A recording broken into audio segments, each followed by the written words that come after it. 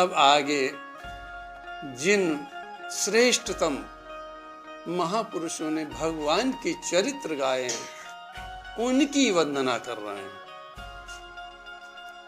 कव्यास आदि कवि पुंगव नाना,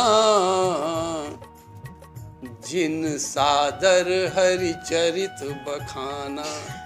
चरण कमल बंदौ सब केरे, पूर्वौ सकल मनोरथ मेरे। कब व्यास जी श्रेष्ठतम।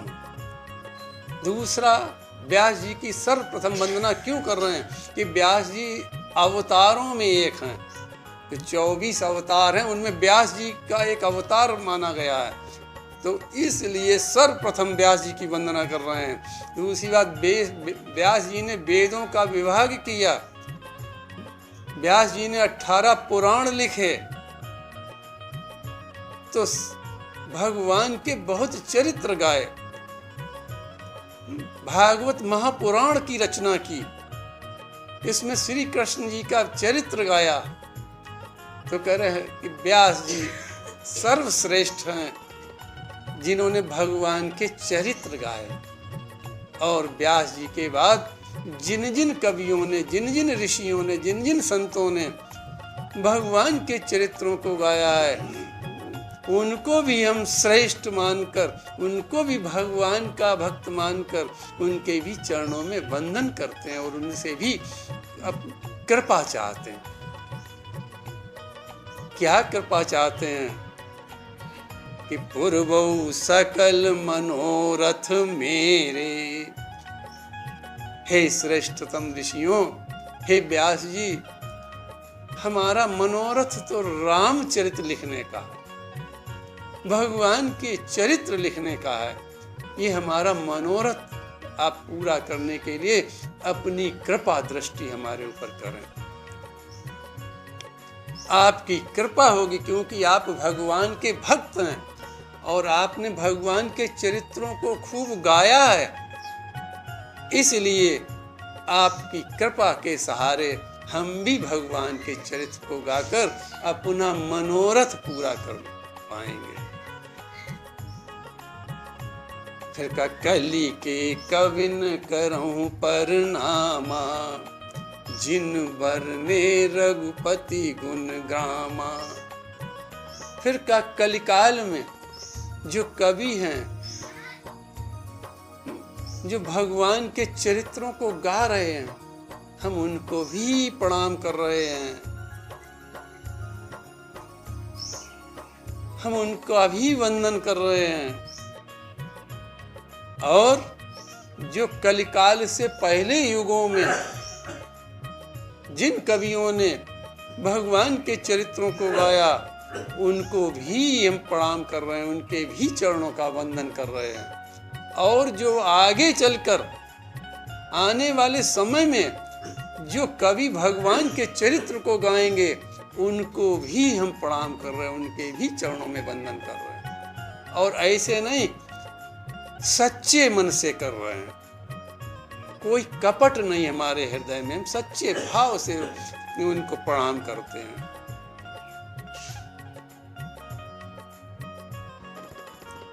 इसके बाद बंदो मुनिपद कंज, जेहि रामायण निर्मयौ, सखर सुकोमल मंजू, दोष रहित दूषण सहित।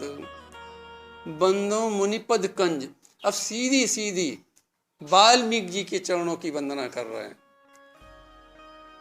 हम उन वाल्मीकि जी के चरणों की वंदना कर रहे हैं जिन्होंने भगवान के चरित्र को बहुत गाया।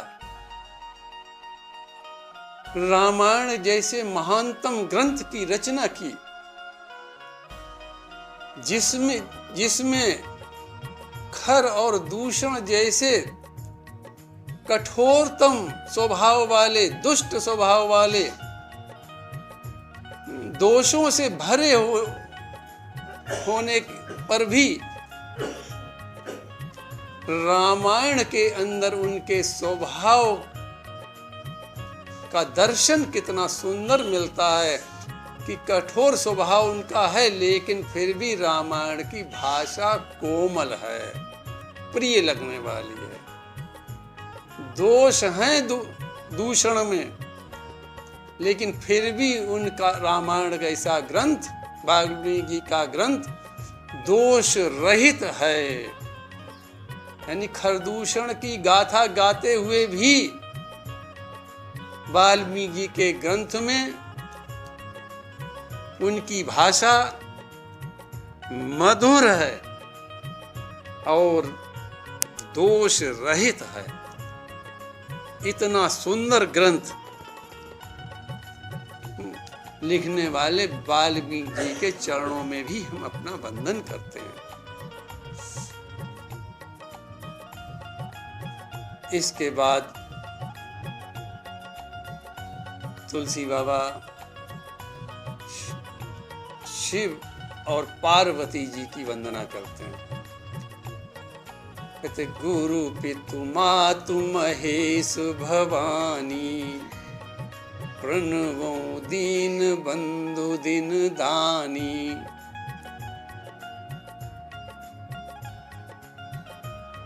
शिव जी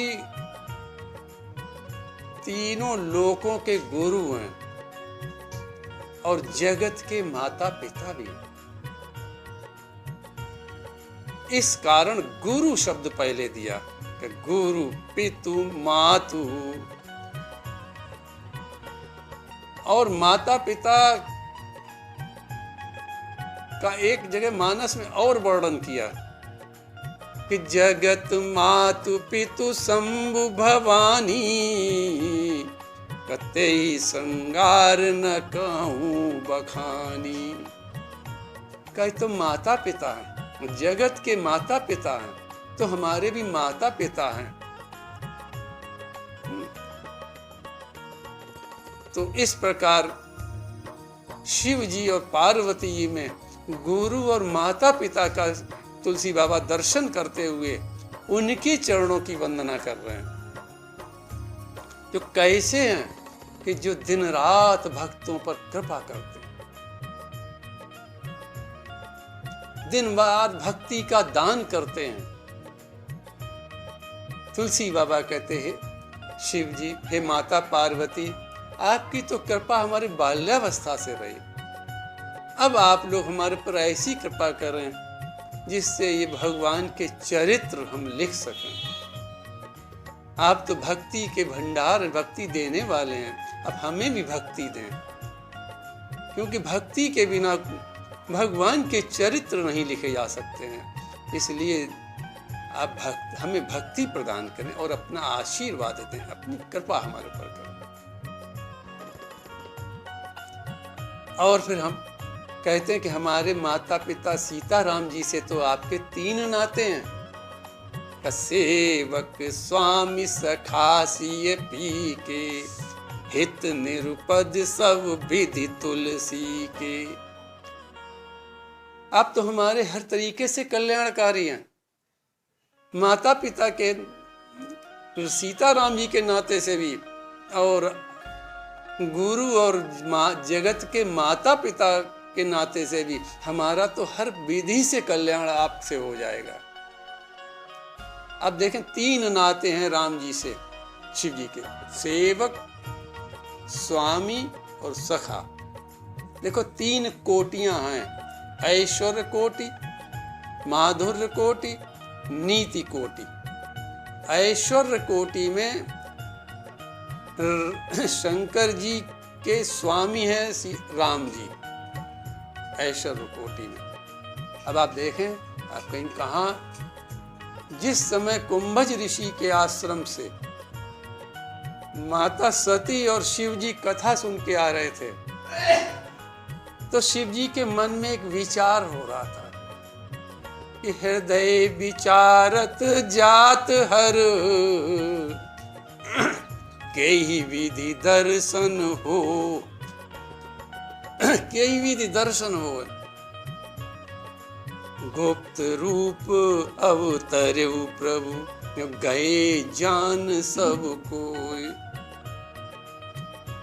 हृदय में विचार था कि हमारे स्वामी राम जी का अवतार तो हो चुका है, लेकिन दर्शन कैसे हो जाए। जिनकी कथा कुंभज ऋषि से सुन के आए हैं, उन सच्चिदानंद का दर्शन हो जाए, ऐसा विचार करते करते जा रहे हैं। और कहा यदि हम जाएंगे तो लीला में बाधा पड़ेगी उनकी, सब लोग जान जाएंगे कि अवतार हैं, ये तो परमात्मा का अवतार हो गया, तो भगवान अपनी लीला करने में थोड़ा उनको संकोच और कष्ट होगा। और हमारे तो स्वामी हैं, स्वामी को कभी संकट में नहीं डालना चाहिए, इसलिए ऐसा विचार करते हुए जा रहे थे।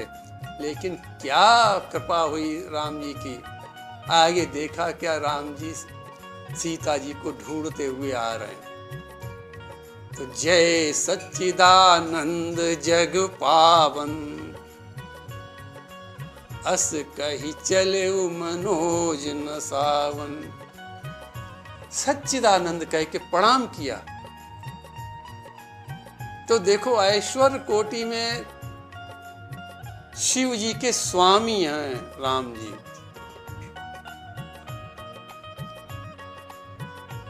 और आप देखो एक जगह जब पार्वती जी तप कर रही थी तो भगवान राम शिव जी के पास गए, कहा आज हम तुमसे कुछ मांगने आए, और कहा जाहि विवाह शैल जई, ये मोहि मांगे देव। शिव जी ने कहा वैसे तो हम विवाह करना नहीं चाहते थे, लेकिन स्वामी की आज्ञा कि परम धर्म ये नाथ हमारा, सिर धर आयसु करिए तुम्हारा। ये आप हमारे स्वामी हैं। देखो भगवान की आज्ञा परम धर्म है। संसार के धर्म ये कार्य करना ये धार्मिक बात है, ये धर्म है, लेकिन माता पिता गुरु की आज्ञा परम धर्म है लौकिक जगत में। ऐसे शिव जी के लिए भगवान राम उनके स्वामी हैं, इसलिए उनकी आज्ञा परम धर्म है। इसलिए शिव जी कहते हैं वैसे तो हम विवाह नहीं करने चाहते थे, लेकिन हमारे स्वामी की आज्ञा, तो सिर धर आयसु करिए तुम्हारा। आपकी आज्ञा सिरोधार्य हमको, क्यों कि परम धर्म ये नाथ हमारा। नाथ है स्वामी, यही तो हमारा परम धर्म है कि हम आपकी आज्ञा को पालन करें। तो इस प्रकार ऐश्वर्य कोटि में भगवान राम शिव जी के स्वामी हैं। अब माधुर्य कोटि में देखें आप, राम जी शिव जी को अपना स्वामी बता देते हैं। शिवलिंग की स्थापना हुई रामेश्वरम में। और आप देखें वनवास काल पूज पार्थिव नायऊ माता। और जब शिवलिंग की स्थापना की तो लोगों ने पूछा इनका नाम क्या? का रामेश्वर, का राम का ईश्वर, यानी राम का स्वामी। यद्यपि शिवलिंग से आवाज आई नहीं, राम ही जिसका ईश्वर, लेकिन राम जी ने वहां माधुर्य कोटि में शिव जी को अपना स्वामी, खुद सेवक बन गए। तीसरी कोटि है नीति कोटि। नीति कोटि में सखा हैं, शिव जी राम जी के सखा हैं। आप देखें राम जी क्या कहते हैं। राम जी कहते हैं कि शंकर भजन बिना नर भगति न पावई मोर। सखा है।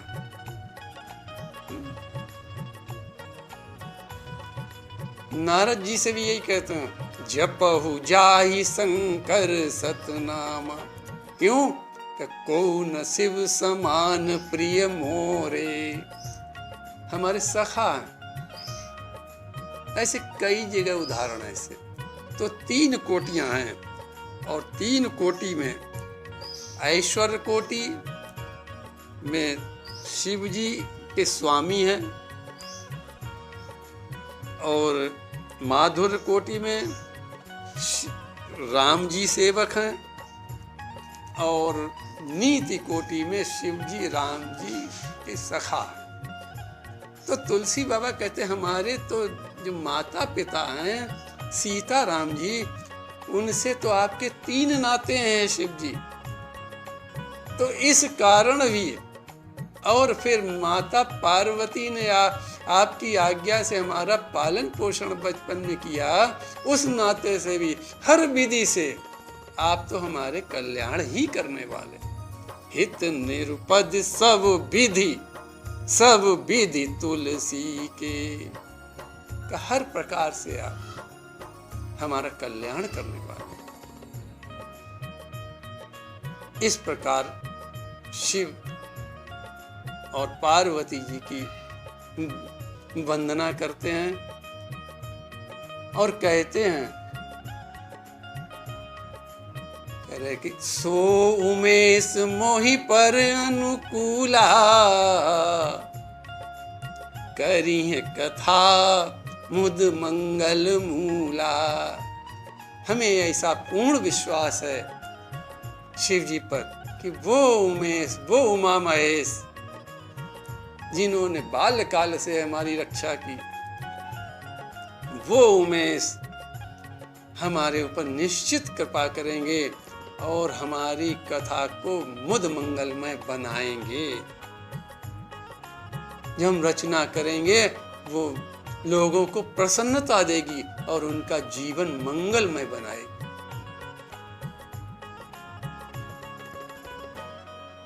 लोगों ने पूछा, बाबा इस जो आप कथा लिखेंगे, भगवान के चरित्र लिखेंगे, इनसे फल क्या मिलेगा? क्योंकि कलिकाल का व्यक्ति फल पहले सोचता है कि मिलेगा क्या, प्राप्त क्या होगा। तो उन्होंने कहा, देखो जे यही कथई स्नेह समेता, कहीं सुनी है समुझ सचेता। तो क्या फल मिलेगा? जो भगवान के चरित्र को कहेंगे, फिर का सुनेंगे, और का न कह सके न सुन सके, किसी के द्वारा समझ सके, और समझ कर ही उससे प्रेम करे भगवान के चरित्रों से, भगवान की कथा से, तो फल क्या मिलेगा? हुए राम चरण अनुरागी, कलिमल रहित सुमंगल भागी। का जो भगवान के चरित्र को गाएगा, जो सुनेगा, जो समझेगा, उसके सर्वप्रथम कली के पाप जो हैं, उसके अंदर जो मल आ गया कलयुग का, वो दूर हो जाएगा। सर्वप्रथम मल दूर होगा और जीवन मंगलमय हो जाएगा, और भगवान के चरणों में उसका मन लग जाएगा। ये राम चरण अनुरागी, भगवान के चरणों से प्रेम हो जाएगा। क्यों? देखो, भगवान के चरणों से प्रेम होता क्यों नहीं? उसका मुख्य यही कारण है कि हमारे अंदर मल है। जब तक मल है तब तक पवित्रता आ नहीं सकती, और पवित्रता नहीं आएगी तब तक भगवान की भक्ति हो ही नहीं सकती है। क्योंकि पवित्र वस्तु अपवित्र स्थान में नहीं रह सकती है। इसलिए कथा क्या करती है? कथा सर्वप्रथम करती है हमारे मल को दूर करती है। फिर भगवान के चरणों में प्रेम बढ़ता है, और प्रेम बढ़ने से जीवन मंगलमय हो जाता है। तो कस कहिए सुनिए समुझ सचेता, लेकिन इसमें एक शर्त लगा दी गई कि सचेत यानी सावधानी से सुनना। कहने वाले व्यास जी सावधानी से कहना, और समझने वाले हास्य में मत उड़ा देना, कथा कथा मत कर देना, उसे समझना, सावधानी से समझना,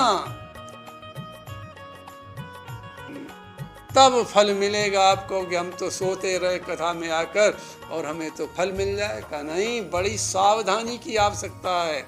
इसीलिए आप देखें बार बार रामचरितमानस की कथाओं में सावधान किया वक्ताओं ने।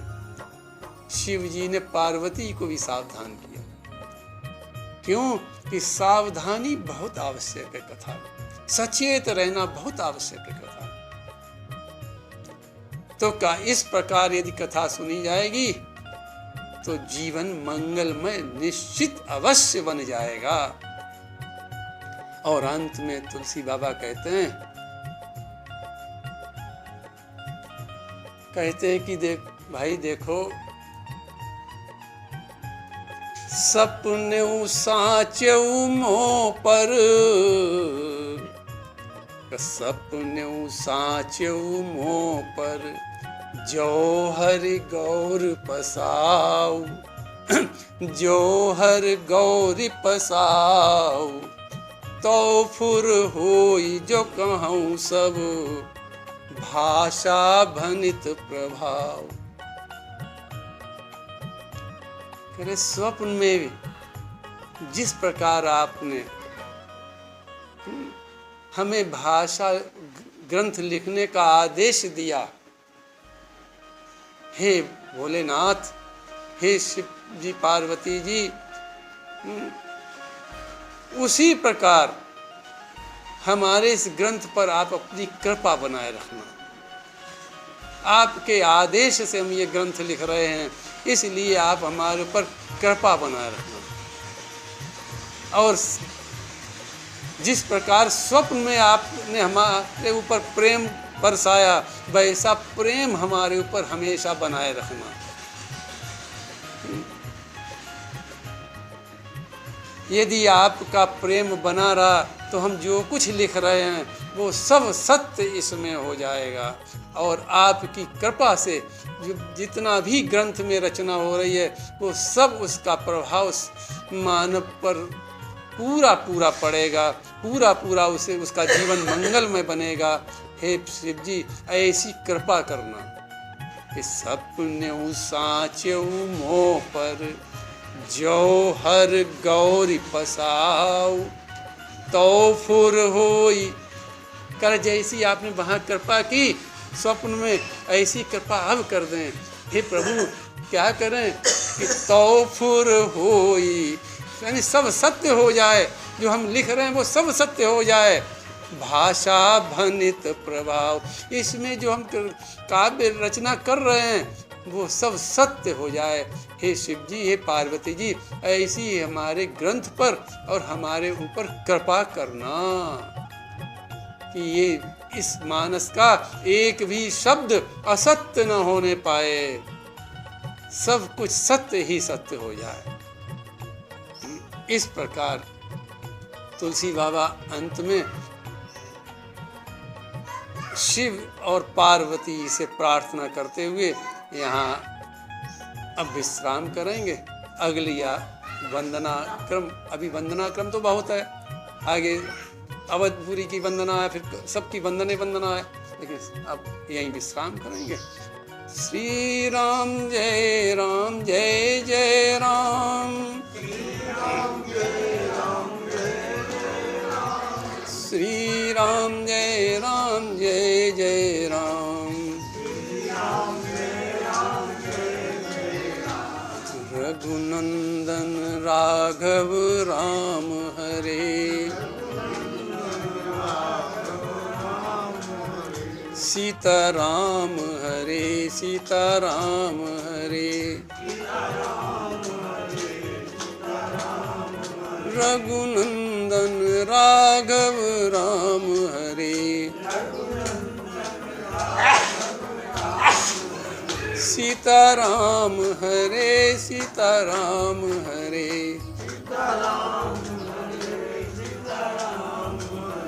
प्रणवं पवन कुमार, खलवन पावक ज्ञान घन जासु हृदय आगार बसहि राम सर चाप धर प्रभु के चरणन में सदा पुनि पुनि करूं प्रणाम यही कहूँ भूलूं नहीं मेरे प्रियतम राम मेरे प्रियतम राम सिय राम मैं सब जग जानी करहु प्रणाम जोर जुग पानी सिय राम मैं सब जग